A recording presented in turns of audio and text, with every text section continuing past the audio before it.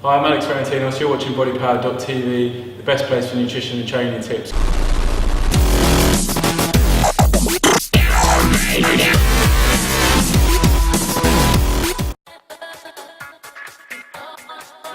Whether it's fat loss or muscle building, there's this belief that if you want to build muscle, you add 500 calories. If you want to lose, lose weight, I don't like the term lose weight. I like, reducing people's body fat. But anyway, that you reduce daily calories by 500. Now everyone's a different size. You've got people like Terry Hollands, and then you've got people like the young gymnasts. The athletes, all different sizes, all different body weights, different demands. So to place the same amount on everyone is kind of strange to me. It's never made any sense.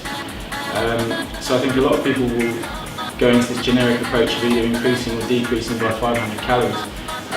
But what they fail to consider is their individual circumstances, which are more important, and they need to make sure that their diet's right for them in the first place. Sometimes people, and quite often, people might not be getting enough, and then they're reducing things, and then they're making it harder to function and harder to train because they're running on sort of barely enough calories to exist, let alone fuel and refuel hard training.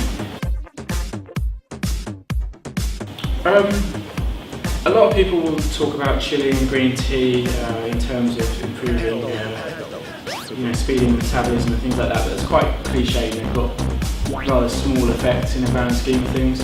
I think it's more important to step up the conditioning work, like I mentioned previously, and make sure the person's well fueled and refuels adequately for these activities. But whether people are wanting to build muscle or burn fat, the most beneficial foods you can put in your body are always going to be the most beneficial foods. But what it comes down to is a case of looking at the individual and manipulating those amounts for them, their goals, and their I was going to say occupation, but that'll come into it. Yeah. But their pursuits, their activities. A lot of the common bodybuilding foods, people would probably egg whites, skinless chicken breast, lean beef, tuna, canned tuna in a whey isolate. And now people are getting these things in every day. That's not bad. I mean, they've consistently got the calories they need coming in and the protein they need coming in, but they're not necessarily the best sources. And there's more to it than just protein, carbs, fats. There are other things we need. So often I put things in like different types of nuts, different types of leafy greens, different types of vegetables, different types of fruits at key times, paying attention to fibre content, micronutrient content, carb content, amino acid profiles, fatty acid profiles, things like that. You see examples of it. You see people who take progress pictures and their weight doesn't change very much, but they get noticeably leaner, noticeably more ripped. So if you're losing fat, that would be less body weight on your frame. This gets hotly debated because there are some that will tell you that you can't gain fat in what's called a caloric deficit, where you don't take enough calories.